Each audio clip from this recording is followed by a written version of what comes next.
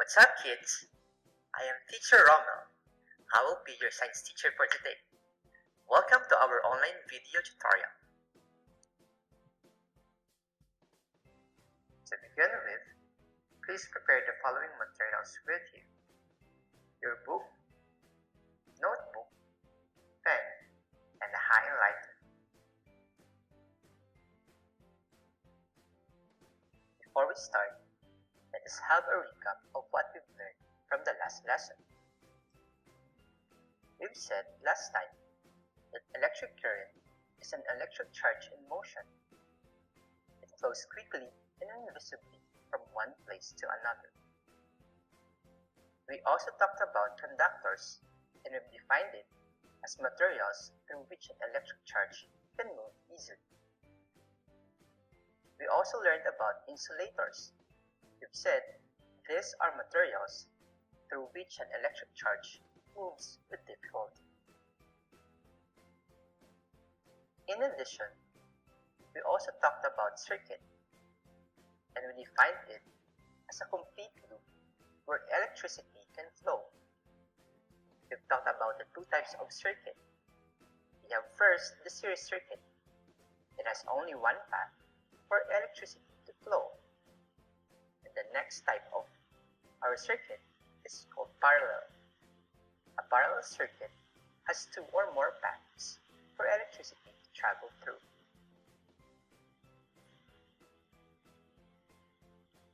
Have you ever visited a big aquarium near your place with your family? If you did, maybe you have observed that everything in it has this imitation or copy of what you can see under the ocean.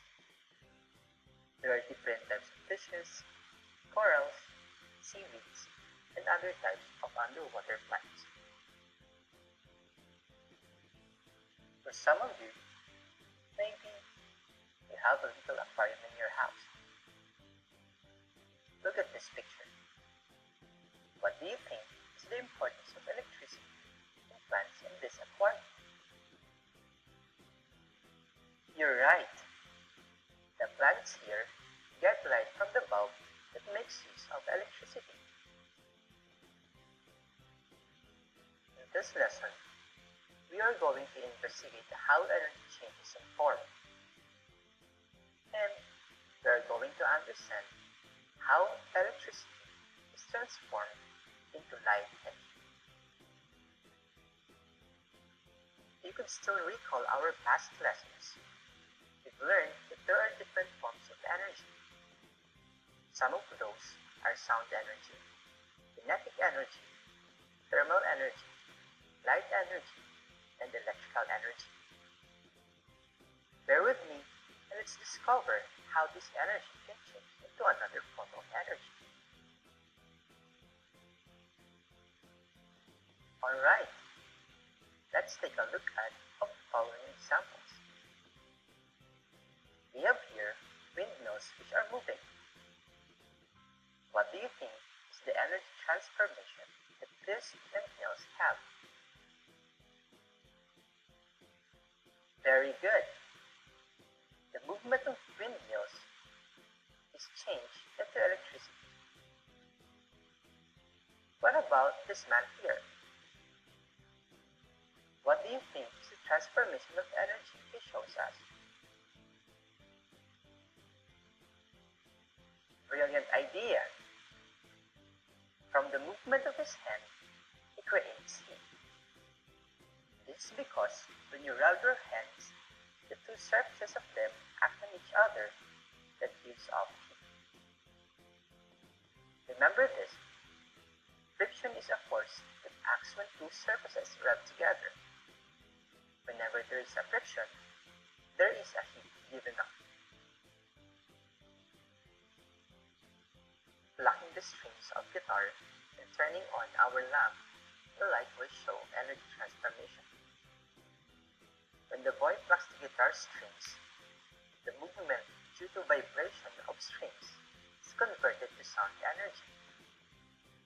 Further, when you turn on the lamp, the electricity from the energy source will be changed into light.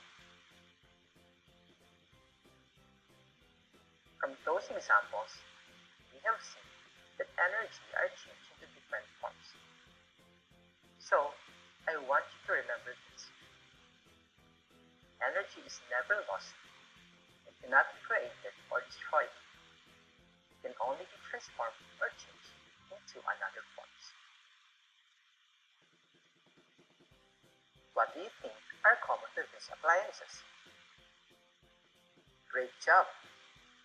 They all use electricity to work.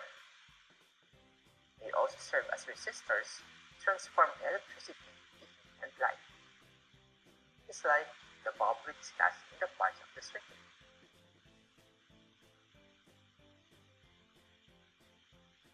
But if you are asked this question, how does electricity transform into other forms of energy?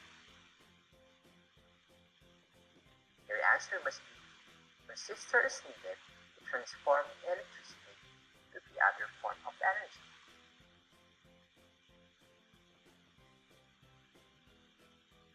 Let us now discuss how electricity is converted to light. Look at this incandescent light. Can you see the coil which produces the light? That is what we call filament, which actually serves as the resistor on it. Filament is a thin coiled wire that can get very hot without melting. Most of the electricity passes through it and is being changed into heat. But the filament is a strong resistor. That's why it becomes so hot that it glows, giving off light.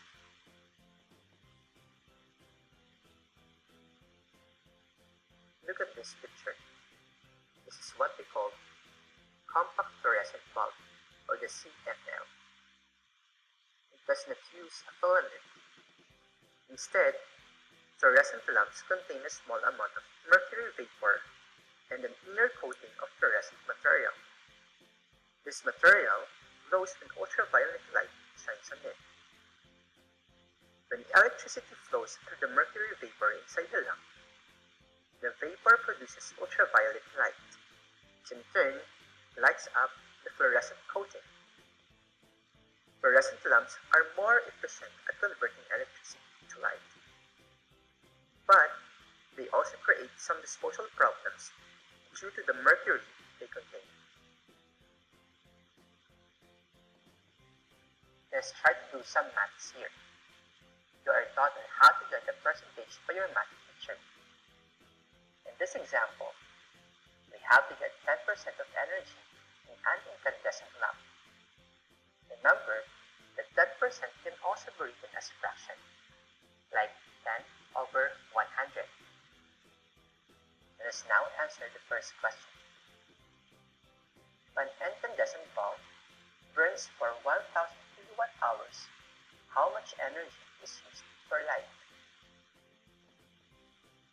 To calculate 10% of a number using percent, simply change 10% into fraction and multiply them. In this case, you can write 10 over 100 times 1000. Multiply the numerator and multiply the denominator. The answer is 10,000 over 100. Then, divide them. 10,000 over 100 is equal to 100. If you don't want to divide, simply cross the number of zeros of 100 into zeros of 10,000. We also get 100.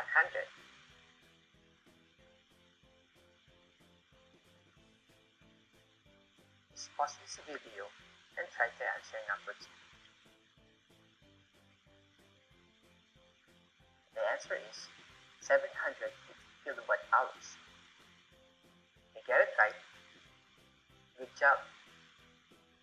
Now let's move on to question number 3. Which bulb is more energy efficient at producing light? Based on our calculation, a fluorescent bulb is more efficient than an incandescent bulb.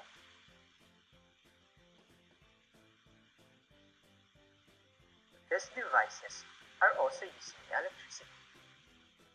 But unlike lamps, these convert electricity to heat. All these materials are also resistors. They contain coils of wires that allow them to become hotter. An example is a toaster. Its resistor becomes so hot that it produces a red glow.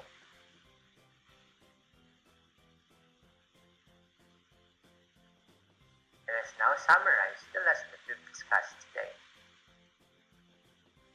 We've learned that energy is never lost. It cannot be created or destroyed, but can be transformed or changed into another form of energy. We also learned that resistor is needed to transform electricity to other form of energy. And we've discussed that filament is a thin coiled wire that can get very hot without melting.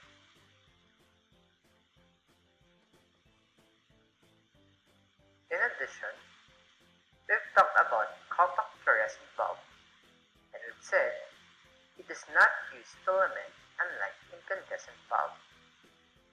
Also, we've learned that compact fluorescent bulb produces less in electricity compared to incandescent lamp. That's all for this lesson.